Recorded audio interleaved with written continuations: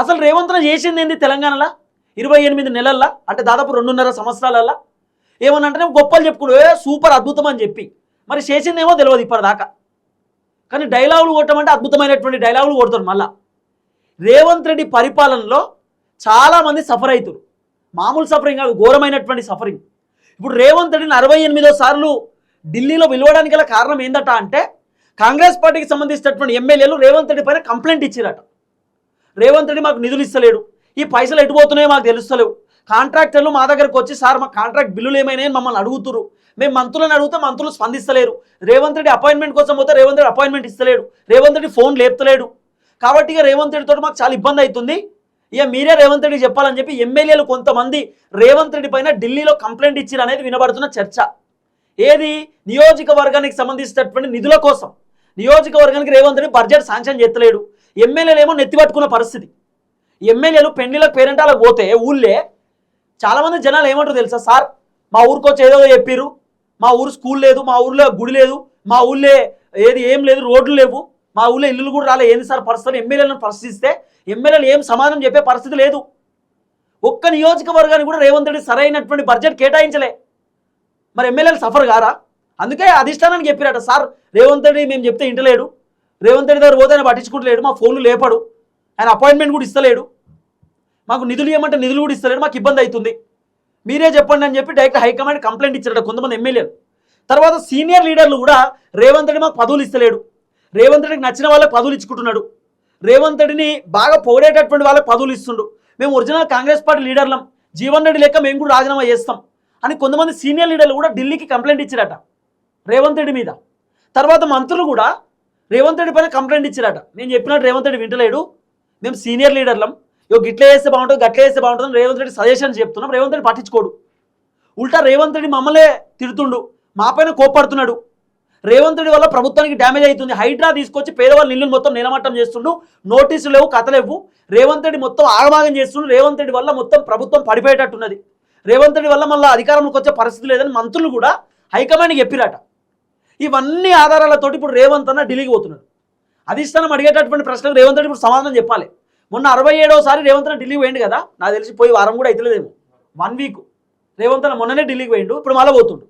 67వ సారి రేవంత్ రెడ్డి ఢిల్లీకి పోయినప్పుడు అప్పుడు హైకమాండ్ రేవంత్ రెడ్డితో చెప్పిరట, నీ పర్ఫార్మెన్స్ బాగాలేదు, మార్చుకోవాలి, నువ్వు ముఖ్యమంత్రివి, ఇష్టం ఉన్నట్టు మాట్లాడొద్దు, నీకు ఇబ్బంది అవుతుంది, నీ వల్ల ప్రతిపక్షం పెరుగుతుంది, నీ వల్ల బీఆర్ఎస్ పార్టీ హైప్ అవుతుంది, నీ వల్ల కేసీఆర్కి మళ్ళీ మాస్ ఫాలోయింగ్ వస్తుంది, కాంగ్రెస్ పార్టీ లీడర్లు ఎందుకు రాజీనామా చేస్తారు కాంగ్రెస్కి, అధికార పార్టీ లీడర్ ఎవరైనా రాజీనామా చేస్తారా?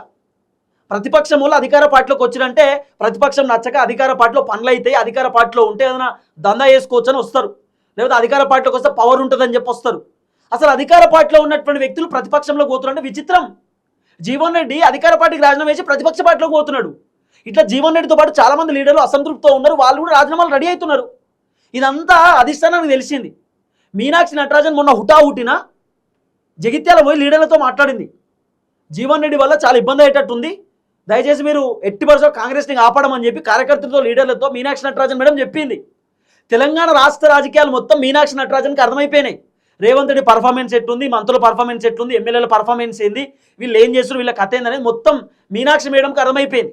అందుకే మీనాక్షి మేడం కూడా ఢిల్లీకి చెప్తుందట, ఇయో రేవంత్ రెడ్డి గిట్లే చేస్తున్నాడు, రేవంత్ రెడ్డి గట్లే చేస్తున్నాడు, రేవంత్ రెడ్డి వల్ల ప్రభుత్వానికి గిట్ల అవుతుంది గట్ల అవుతుంది, మొత్తం మీనాక్షి మేడం దగ్గర ఒక ఉంది ఫార్మేట్ ఉంది, మొత్తం అధిష్టానానికి Meenakshi madam pin to pin చెప్తుంది రేవంత్ రెడ్డి కథ ఎట్లుందో. అందుకే రేవంత్ రెడ్డిని హుటాహుటిన ఢిల్లీ అధిష్టానం పిలుస్తూ ఉండరు, మాట్లాడుతున్నారు. అధిష్టానానికి ఏదో క్లారిటీ వచ్చింది, ఏం తెలుసా, కాంగ్రెస్ మళ్ళీ అధికారంకి వచ్చేటట్టు లేదు, రేవంత్ రెడ్డి ముఖ్యమంత్రి పదవి ఇచ్చేసరికి అంత ఆగమాగం సిచ్యువేషన్, మంత్రులు పోర్ట్ఫోలియో చక్కగా నడతలేరు, మంత్రులకు ఆ శాఖలు పనిచేసే పరిస్థితి వస్తలేదు, వీళ్ళకి ఏదైతే అడ్మినిస్ట్రేషన్ ఉందో అడ్మినిస్ట్రేషన్ చక్కగా చూసుకుంటలేరు, అసలు వీళ్ళకు పరిపాలన శాతం అయితే లేదు, వీళ్ళకు అసలు ఏది తెలుస్తలేదు, దేనికి ఎంత ఖర్చు పెట్టాలి ఏం కథ అనేది రేవంత్ రెడ్డికి అవగాహన లేదు. కాబట్టి ప్రభుత్వం ఫెయిల్ అయిపోయిందనే విషయం అధిష్టానానికి కూడా అర్థమైపోయింది.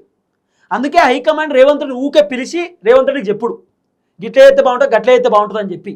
అసలు అధిష్టానం ఒక కీలకమైన డిసిషన్ తీసుకోబోతున్నారు, ఏం తెలుసా, ఒక ఇన్ఛార్జిని పంపించబోతున్నారు రేవంత్ రెడ్డికి సలహాలు సూచనలు చెప్పడానికి. ఒక మాజీ ముఖ్యమంత్రిని, అంటే వేరే వేరే రాష్ట్రంలో ముఖ్యమంత్రిగా పనిచేసేటటువంటి ఒక వ్యక్తిని మాజీ ముఖ్యమంత్రి రేవంత్ రెడ్డికి సలహాదారుడుగా పంపించబోతున్నారు. అంటే ఆ ముఖ్యమంత్రి చెప్పినట్టు రేవంత్ రెడ్డి వినాలి, రేవంత్ రెడ్డి ఏదైనా నిర్ణయం తీసుకుంటే ఆ పాత ముఖ్యమంత్రికి చెప్పాలి, అట్లా ఒక నిర్ణయం తీసుకోబోతున్నారట. ఎందుకంటే రేవంత్ రెడ్డి చెప్పినట్టు వింటలేడు. రేవంత్ రెడ్డి ఇష్టం ఉన్నట్టు చేసిన రేవంత్ రెడ్డి వల్ల ప్రభుత్వానికి ఇబ్బంది అవుతుంది అనేది అధిష్టానం తెలిసింది. కాబట్టి అధిష్టానం ఊకే రేవంత్ రెడ్డిని పిలుచుడు, రేవంత్ రెడ్డికి చెప్పుడు, ఇదో కథ. కానీ అసలు చాలా విచిత్రం, 68వ ఢిల్లీ. ఇన్నిసార్లు ఢిల్లీకి ఎందుకు పోతుండో అర్థమైతలేదు. పోనీ రేవంత్ ఏమంటే ఢిల్లీకి పోతే అపాయింట్మెంట్ ఇస్తలేరు, చెప్పులు ఎత్తుకుపోతారేమో అన్నట్టు చూస్తున్నారు. అప్పుల పాలు అయిపోయినాం, అప్పులు పుడతలేవు, అప్పు పుడితే ఏదో ఒకటి చేస్తా. మరి రాహుల్ గాంధీకి చెప్పి ఏదైనా అప్పులు ఇప్పించచ్చు కదా రేవంత్ రెడ్డి.